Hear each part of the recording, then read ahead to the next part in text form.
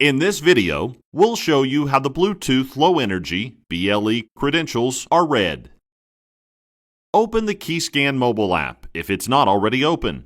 Your Keyscan credential will automatically display. If you're using multiple credentials, select the applicable card. With the appropriate credential selected, select Tap here to unlock. A 10-second timer will count down. During this time, present your mobile device to the Keyscan BLE reader. If access to the door is granted, a green checkmark will appear along with Mobile Credential read successfully. Additionally, the reader's indicator light will change to green. If the reader's indicator light is red, then access is denied.